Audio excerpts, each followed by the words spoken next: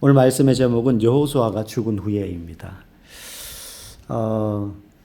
저는 어려서 기억이 잘 안 나지만 제가 어렸을 때 박정희 대통령이 이제 서거를 했습니다. 어머니한테 그 얘기를 많이 들었어요. 그때 자기가 낮에 직장에 있었는데 뭐 라디오로 들었는지 하여튼 사람들이 전하는 말을 들었는지 그 소식을 듣고는 하루 종일 일이 손에 안 잡히더라면서 그러면서 막 울었다는 거예요. 저는 이해가 잘 안 가죠. 대통령이 죽은데 왜 울어? 왕이 죽은 것도 아닌데. 근데 그 당시 어른들의 그 감정을 좀 추측해 본다면 오랫동안 통치하지 않았습니까? 박정희 대통령이. 그러다 보니까 약간 왕과 같은 그런 마음들을 가졌던 것 같아요. 그 시대만 하더라도. 왕정 시대가 아님에도 불구하고. 그래서 뭐 십수년 이상, 거의 20년 가까이 이제 계속 통치를 했으니까 아마 마음이 요즘 뭐 5년 만에 대통령이 선거로 바뀌고 하는, 지금은 그게 익숙하지만 그때는 그렇지 않았으니까 박정희 대통령이 서거했으니까 뭐 나라가 이제 망하는 거 아닌가 뭐 이런 마음도 들었을 것이고, 그래서 마음이 정말 힘들었다 그러더라고요. 그래서 어릴 때 들을 때는 대통령이 죽었다고 울 일인가 그게? 뭐 이런 이제 생각이 들었지만 한편으로는 그게 또 어느 정도 어르신들 마음에 이해가 가곤 했습니다. 아마 이 중에도 그 기억이 있으신 분들이 있으실 겁니다. 제 또래만 해도 잘 기억 못 하지만 제 윗세대는 아마 그 기억이 있을 것 같아요. 대통령 한 명이 죽어도 그런 마음이었는데 오늘 본문의 1절에 보니까 여호수아가 죽은 후에 이렇게 시작합니다. 여러분, 여호수아가 어떤 사람입니까? 출애굽의 영웅, 40년 동안 광야에서 이스라엘 백성들을 성공적으로 이끌어서 가나안 땅 지경 앞까지 인도했던 모세의 뒤를 이어서 민족의 지도자가 되어서 30번이나 되는 가나안 정복 전쟁을 초창기 아이성 그 실패한 것 외에는 단 한 번도 패배하지 않고 모든 전쟁을 승리로 이끌었던 전쟁 영웅이자 민족의 지도자가 바로 여호수아였어요. 심지어 가나안 땅을 대부분 다 점령하고, 물론 잔당 세력들이 아직도 남아있지만 오늘 본문에 그 얘기도 나오지만 실질적으로 대부분의 그 가나안 땅을 다 정복하고 살던 가나안 족속들은 산지로 내어 쫓는다든지 아니면 자기들의 종으로 삼는다든지 그렇게 만들고 12지파에게 땅까지 제비를 뽑아서, 아직까지 거기 가서 사는 건 아니었지만 제비를 뽑아서 그 땅을 어느 정도 다 지파에게 분배까지 해준 그런 지도자가 여호수아 아닙니까? 여호수아가 죽은 후에, 여호수아가 죽고 난 다음에 이 백성들의 마음이 어땠을까요? 예. 뭐 대통령이 죽은 뒤에 찾아오는 마음의 어떤 공허함, 불안함, 이것과는 비교할 수 없었을 겁니다. 왕이 있는 것도 아니에요. 실질적으로 여호수아가 왕의 역할을 했고 장군의 역할을 했고 하나님의 대리자로서 백성들과 하나님 사이에서 하나님의 뜻을 전달하는 선지자와 같은 역할도 했었던 사람이 여호수아입니다. 모세도 마찬가지였고요. 그 여호수아가 죽은 후에로 오늘 이 사사기의 문이 열립니다. 제가 주일날에는 가능하면 이제 신약 본문을 보고 수요일날에는 가능하면 이제 구약 본문을 보려고 하는데 오늘 이제 사사기 1장을 처음 열어봅니다. 바로 이 사사기가 그런 지도자였던 여호수아가 죽고 난 다음에 펼쳐지는 이야기라는 거죠. 아직까지 가나안 땅에 살고 있던 7개의 토착 부족들이 다 쫓겨난 건 아닙니다. 아까 말씀드린 것처럼 가나안 산지로 쫓겨난 부족들도 있고 같이 섞여서 사는 사람들도 있어요. 아직까지 미완의 정복이거든요. 그런데 여호수아가 죽어버린 거예요. 이미 대부분의 땅은 점령은 했기 때문에 지파별로 제비 뽑아가지고 여기는 어느 지파, 여기는 어느 지파 분배는 해놨어요. 근데 실질적으로 거기 가서 정착하면 아직 살지는 못해요. 그런 상황에 여호수아가 죽어버렸기 때문에 이스라엘 백성들은 굉장히 마음에 두려움과 걱정이 가득 차 있는 상태였어요. 야, 이거 어떡하지? 누가 우리를 이끌어주나? 누가 우리를 이끌어주나? 그런데 오늘 본문에 보니까 남아있는 가나안 족속들이 있는데 이들과 지금 싸워야 되는 상황이 된 겁니다. 당연히 여호수아가 있으면 여호수아가 뭐 작전도 짜고 하나님의 뜻도 물어가지고 이렇게 하자. 지시를 해주면 거기에 따르기만 하면 돼요. 그런데 그럴 여호수아가 이제 없단 말이죠. 그래서 오늘 본문에 보니까 이스라엘 백성들이 하나님 앞에 이제 직접 묻습니다. 직접 물어요. 1절에 보니까 여호와께 여쭈어 이르되 우리 가운데 누가 먼저 올라가서 가나안 족속과 싸우리까? 이거 여호수아가 하던 일이거든요. 하나님한테 여호수아가 묻습니다. 이번에 어느 지파, 여기서 누가라는 건 어느 지파를 말하는 거예요. 어느 지파가 올라가서 이 가나안 족속과 싸워야 됩니까? 이제 이들이 하나님 앞에 직접 묻습니다. 하나님 말씀하십니다. 유다가 올라가라. 유다 지파가 싸우러 가라. 근데 사실 이 하나님의 말씀은 조금 이해하기가 어려워요. 금방. 왜냐하면 유다 지파는 장자 지파가 아니거든요. 보통 모든 일의 우선순위는 이스라엘의 첫째 장자 지파인, 맏아들 지파인 르벤 지파가 당연히 선봉에 선다든지 하나님의 말씀을 받아서 장자로서 그 일을 해야 될 것입니다. 그런데 하나님은 르벤 말고 유다 지파가 먼저 올라가라라고 말해요. 유다 지파.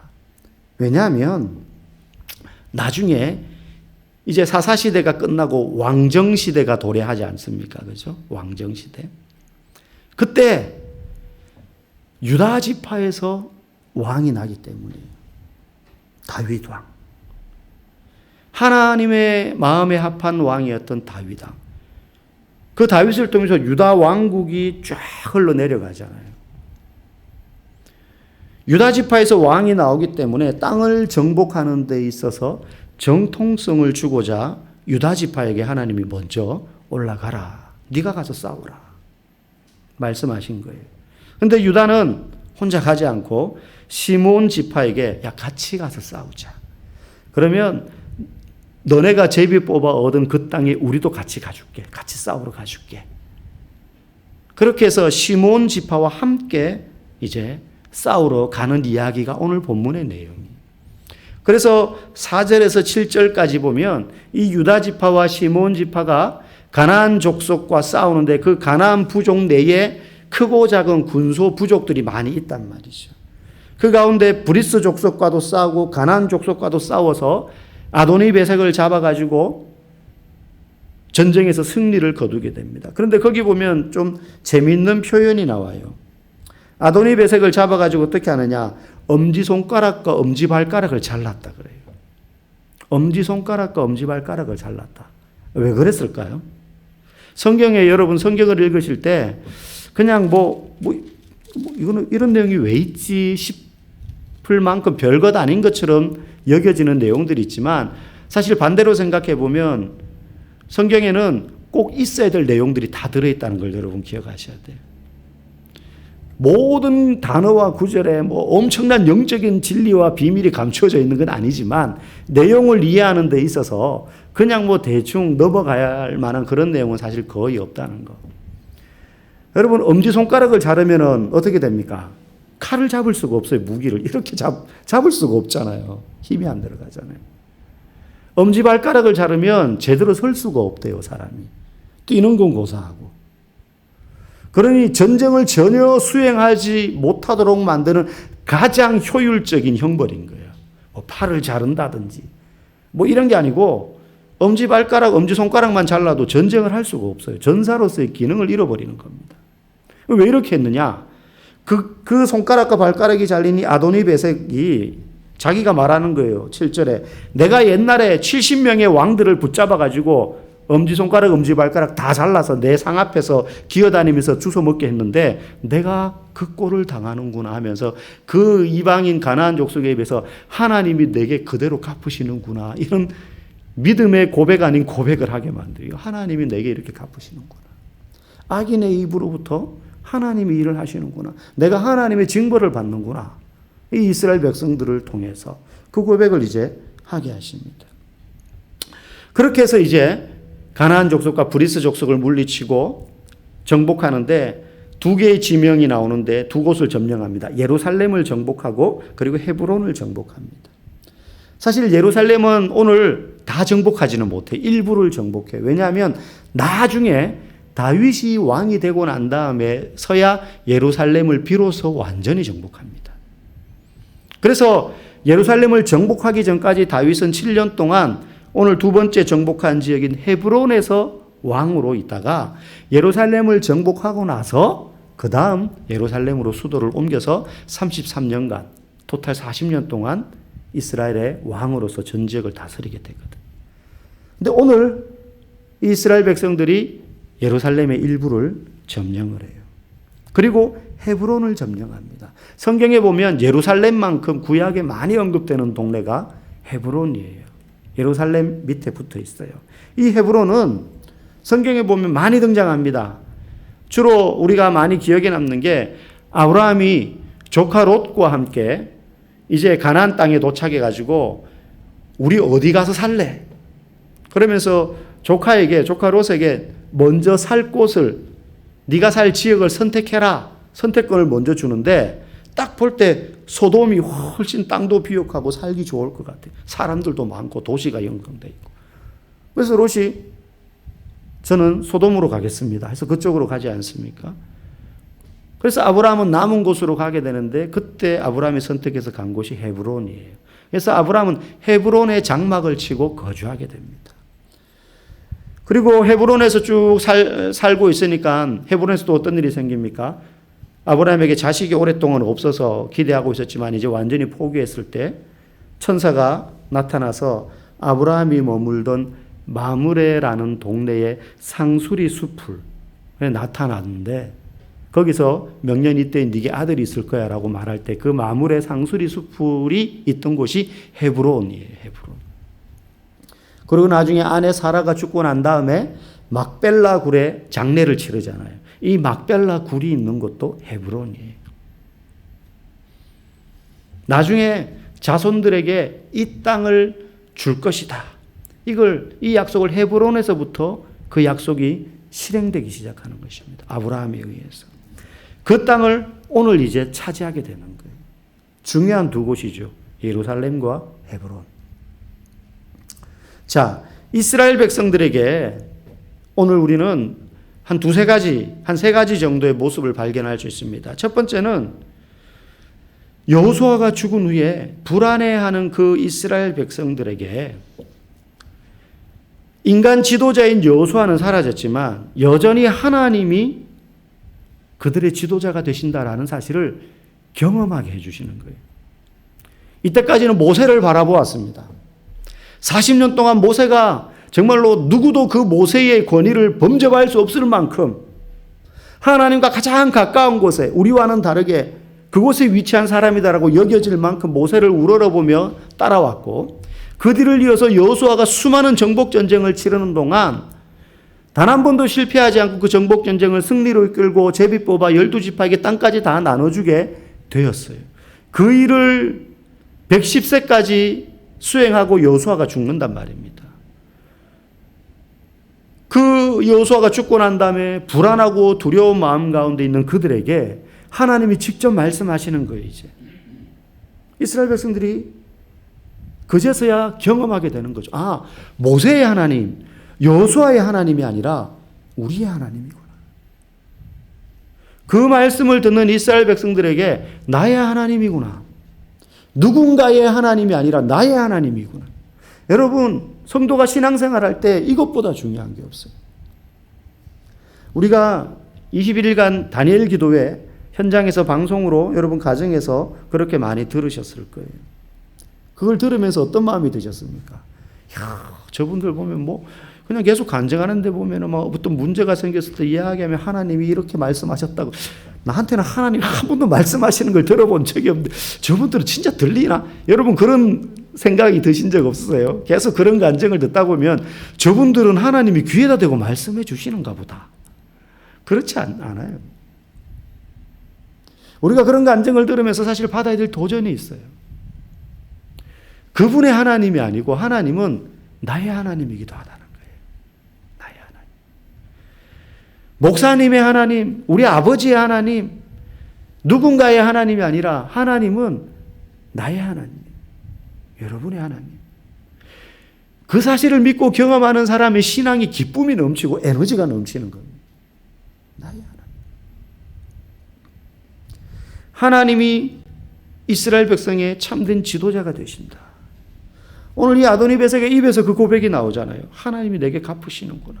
내가 옛날에 그렇게 70명의 왕들 엄지손가락 발가락 자르고 있는데 내가 지금 그 꼴 당하는데 이거 하나님이 내게 갚으시는구나. 이 가나안 이방 족속의 입에서도 하나님이 지금 이 일을 하시는구나. 이스라엘 백성들이 유다 지파부터 먼저 올라가라.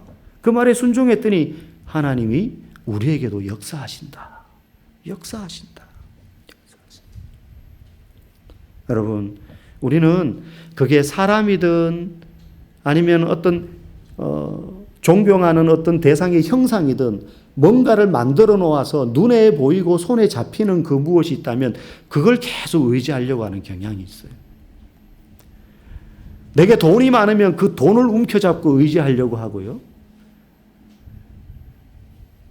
나를 잘 후원해주는 유력자, 권력자, 어떤 힘 있는 사람이 있으면 그 사람을 붙잡고 의지하려고 해요. 그게 자식이 될 수도 있고 부모가 될 수도 있고 친구가 될 수도 있어요. 하다못해 돌멩이 나무도 만들어 놓으면 그것도 뭔가 의지할 대상이 되는 줄 알고 그걸 보고 또 뭔가 마음에 의지할 바를 빌어요.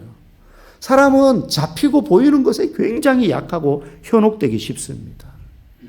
그래서 하나님은 뭐라고 말씀하셨어요? 이스라엘 백성들에게 모세를 통하여서 이 세상에 그 어떤 것으로도 하나님이라고 하면서 형상 만들지 말라고 했잖아요. 그리고 그것에 절하거나 섬기지 말라고 하셨잖아요.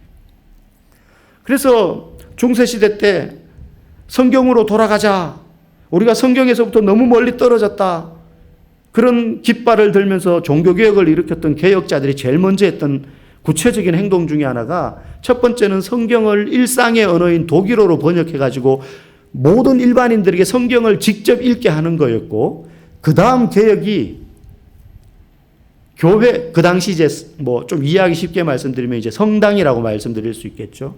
중세 가톨릭 교회가 수많은 모양으로 성물, 성찬, 뭐 성화, 성자가 입었던 옷, 뭐 성 누구누구가 썼던 컵, 이것까지 신성시하면서 그걸 만지면서 거기에다 빌고 했던 모든 것들을 다 때려 부수는 거였어요.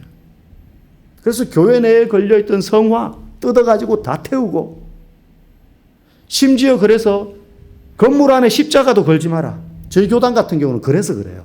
뭐 거는 게 잘못됐다는 게 아니에요. 그 종교개혁자들의 의도대로 걸어놓으면 이 십자가가 또 뭔가 하나의 형상이 된다 이거예요. 상징일 뿐인데 우리의 마음속에 목사님 그러면 교회 밖에 저 위에 십자가는 왜? 그거는 이제 바깥에서 보고 저게 교회구나 이걸 알아보라고 하는 표식이고, 사람은 뭔가 보이는 게 있으면 거기에 의지하고 현혹이 되려고 해요. 그래서 이단들이 그렇게 뭔가 상징물을 자꾸 만들어요. 이단들. 우리가 정말로 하나님이 나의 왕이시며 인도자이시라는 사실을 인정을 해야 됩니다. 그분이 나의 하나님이다. 이 사실을 저와 여러분들이 믿고 나아갈 때 그야말로 그 사람의 인생은 복된 인생이 되고 지혜로운 자의 삶이 되는 줄 믿습니다. 시편 111편 10절에 여호와를 경외하는 것이 지혜의 근본이다라고 했습니다. 그리고 시편 14편과 53편에 똑같은 말씀이 앞에 나와요. 어리석은 자는 이르기를 그의 마음에 하나님이 없다 하도다. 하나님이 저와 여러분의 하나님 되심을 여러분 믿으시기 바랍니다. 두 번째로 오늘 이스라엘 백성들이 직접 하나님 앞에 물었어요. 하나님, 누가 올라가서 가나안 족속과 싸워야 될까요? 하나님 말씀하셨어요. 그처럼 우리도 항상 하나님의 뜻이 무엇인지 알아야 됩니다. 하나님의 뜻 어떻게 알 수 있어요? 간증하신 분들 이야기하는 것처럼 하나님이 이렇게 말씀하시더라고요. 저 사람들 귀에는 하나님 말씀하시는가? 그렇지 않아요. 이 시대에 하나님의 뜻을 어떻게 알 수 있습니까? 이미 우리에게 충분하도록 말씀하신 계시된 하나님의 음성인 성경을 통해서 말씀하셔. 여러분, 우리가 성경을 많이 읽어야 되는 이유가 이거 뜻을 알아야 되니까. 물론 뜻을 아는 거 중요합니다. 근데 성경을 많이 읽는다는 건 하나님의 뜻을 발견한다는 거예요. 성경을 많이 읽어놓지 않으면 평소에 하나님의 뜻을 이렇게 우리가 많이 이해하고 대화하고 발견하지 않으면 기도 가운데 예배 가운데 때로는 사람들을 통해 환경을 통해 내게 하시는 하나님의 말씀이 들려도 그게 하나님의 음성인지 모른다는 거예요. 왜? 들어본 적이 없으니까. 하나님의 말씀을 읽어본 적이 없으니까. 깨닫고 발견한 적이 없으니까 깨닫게 해주셔도 그게 하나님의 뜻인지 알지 못한다는 거예요. 그래서 하나님의 말씀을 읽어야 돼요. 여러분 사람 사이에도 대화가 없으면 저 사람이 도대체 무슨 생각하는지 모르잖아요. 근데 많이 대화하면 그래서 그 사람하고 굉장히 가까워지면 한두 마디만 해도 심지어는 말하지 않고 표정만 봐도 저 사람 생각을 알 수가 있어요. 내가 지금 무슨 말 하려고 하는지 내 말에 저 사람이 어떤 반응을 할지 그것조차 알 수도 있어요. 그게 부부고 가족이고 이런 관계 아니겠습니까? 하나님과 우리 사이도 마찬가지라는 거예요. 우리가 하나님과 평소에 말씀을 통해서 많은 대화를 할 때라야 그때 하나님이 우리에게 환경과 사람과 말씀과 기도를 통해서 이야기하실 때 그게 하나님의 뜻인지를 우리가 캐치할 수 있습니다. 나의 하나님이시기 때문에 저와 여러분들에게 말씀하신다는 것입니다. 결론입니다. 우리가 진정 의지해야 될 분은 우리의 인도자 되시는 하나님이십니다. 그리고 그분은 우리에게 말씀하세요. 우리가 질문하면 그것에 대해서 명확한 뜻을 가지고 계세요. 그러려면 하나님의 말씀으로 우리가 연습이 되고 단련이 되고 준비가 되어야 된다는 거예요. 그러면 목사가 앞에서 예배 중에 개인을 향하여 하는 말이 아님에도 불구하고 평소에 하나님의 말씀으로 많은 대화가 있었던 사람은 강단에서 선포되는 말씀 속에서도 내가 이 문제에 대하여 하나님이 내게 이렇게 응답하시는구나. 하나님의 뜻이 이거구나. 알 수가 있다는 거예요. 그렇게 하나님의 인도하심을 따라 하나님의 뜻을 잘 듣고 순종하며 살아가는 우리 모두가 되기를 주님의 이름으로 축복합니다.